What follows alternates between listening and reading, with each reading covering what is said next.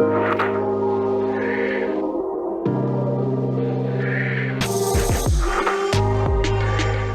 then, gents, here we are. This is the penultimate stage of our Campbeltown Odyssey with the Springbank Millennium Series.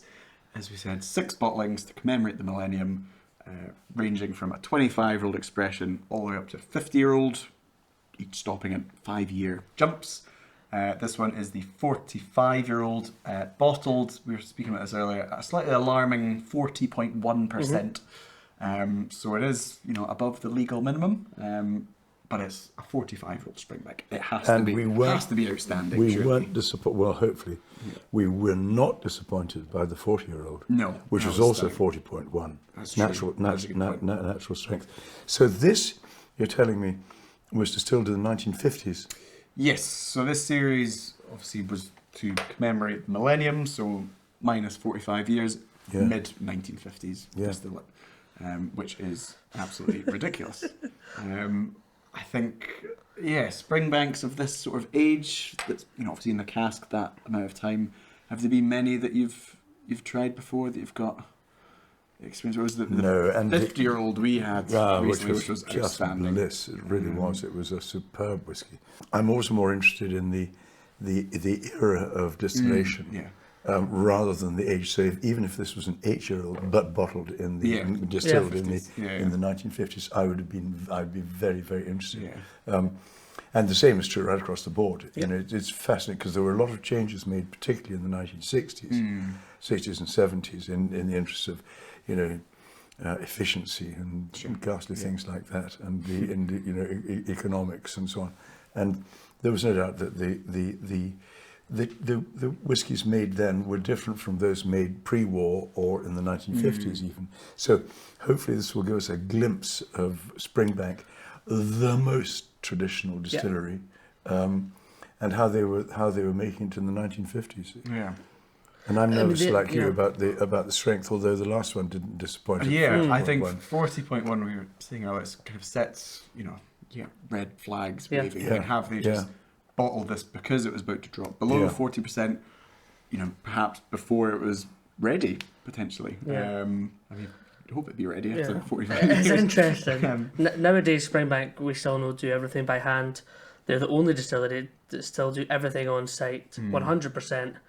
So the distillate nowadays still should have some similarity to the distillate from 50s and 60s because they're the only people that are doing it. Very good point. Very good point. I was shocked about how much Springbank DNA the 40-year-old retained. And so I'm hoping we're going to get the same dirty Campbeltown funk, we're calling it, from the 45-year-old. So I'll try my best to open it. You're the expert. Well, it's gone terribly so far.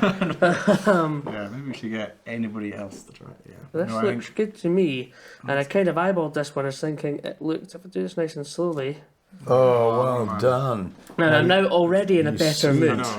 Look at that. What do they say? 5th time lucky. Can you see it on camera? You see, this is the bottom part of the cork is dry, and the top part is because it's been stored lying on its side, and that's not a good thing. Resealed. Oh, don't. Seems odd that this one's to be fair, to I think we've had such a disaster with opening the previous collections that this is definitely the authentic product. And again, one of 50 sets of these bottles. Yes, so 20 what a privilege. Very, very limited. The full-size bottles, they're not common, maybe a couple of hundred of each. I think at that time, at the turn of the millennium, whiskey as a collectible wasn't obviously not even close to as big a thing as it is now. I think with it being a commemorative set, there have been people who've held on to it for 2 decades now. But a real treat. Yeah, absolutely. Whiskey from this era. Okay, 45-year-old Springbank. Somebody's got to do it, gentlemen. It's got the old funk there. Wow. It has. It's lively. It is. It's still got. It's not. There's no prickle, but it's still lively. And again, I don't feel that I'm missing something despite the 40.1%. It doesn't give the interpretation of having gone dull. Yeah, I think looking at the colour of it, which I know you hate to do, but I think 45 years is a long time. So you'd suggest, assuming it's been in just the one cask the whole time, it's been a little bit of influence, but it's definitely not been dominated. No, it is relevant here for sure. At 45 years old, it still has a lovely golden colour. It's not been chucked in a big, first fill sherry butt and dominated by the cask. Yeah. I don't think it's as smoky as the previous one. I think the nose is certainly more subtle. It's almost like popcorn on the nose for me. Actually, it's got a nice sweetness to it. For me, again, we just to say about maltiness, I think barley sugar can be really, really pleasant, and I think barley sugar is something that I get on this Springbank. Yeah. Let's taste it and see. Yeah, let's have a go.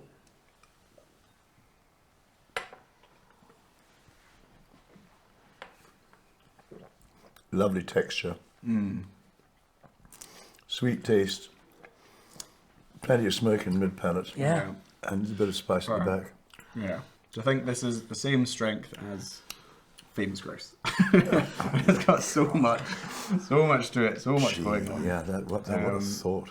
Yeah. I'm so delighted that the peat's there on the palate. Yeah. Again, it's undeniably Springbank. Yeah. It's And a lovely finish. This is so interesting because it remains vivacious, and complex and.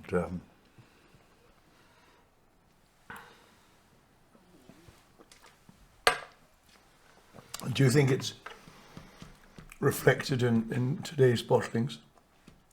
I think it would be hard to make the comparison because I think today's bottlings are a little bit more inconsistent. And I don't dislike that, as I called it the beautiful inconsistency previously. But the palate delivers the classic Springbank DNA for me. I could, again, as you said, kind of forgetting that it's 45 years old. My favourite Springbank is the Springbank 10 because it is undeniably Springbank. And it has a consistency. And I do think that falls into that same style. The finish is nice. I'm surprised by the texture of this as well because the 40-year-old was slightly thinner. This has a lovely depth. Really lovely depth. I think 10-year-old Springbank is a great whiskey, and a lot of people say it's the best bang for your buck single malt out there. Yeah. Would you say there's some similarities? There's some for me, but this just has a depth which can't be replicated. Yeah, and the cask hasn't been influential here. This really is the spirit that we're highlighting. I think. So we've still got consistent distillery character going right through to today. That's very interesting, isn't it? Really is. Springbank fans can be a little bit crazy about the spirit, and I get because the story is so authentic to the the kind of romantic idea of Scotch whisky. I think I kind of get it now, to be honest. I think I used to call them slightly cultish. So some Springbank because it's so hard to get a modern day bottle. You can get a 10-year-old every now and then at a Cadenhead's outlet, but actually anything beyond 15 years old, it's got such an unfortunate success on the secondary market that you can never really get your hands on it. But I do kind of get it, getting to try, obviously we're very fortunate, but getting to try the older Springbank expressions here, I could see how you could get addicted to the spirit. Yeah, I think that inconsistency is relevant though, because we've had some quirky older Springbanks, even ones that are 20 plus years old.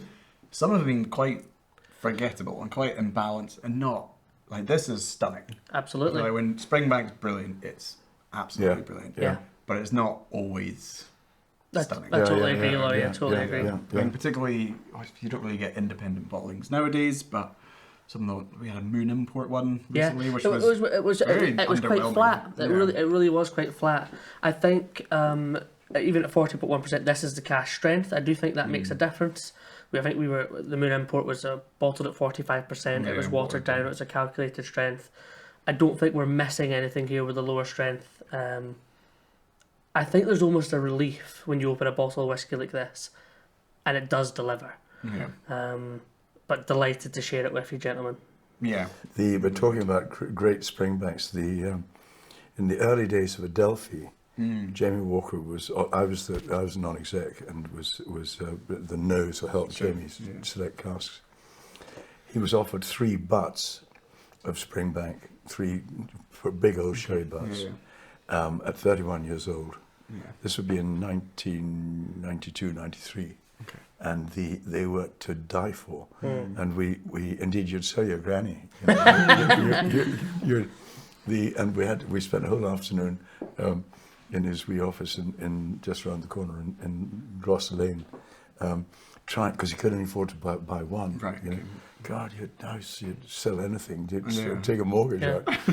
And I don't know, no idea what he paid for it, but it was one of the most memorable whiskies, like that 50-year-old, this 31-year, unbelievable, very dark, absolutely gorgeous.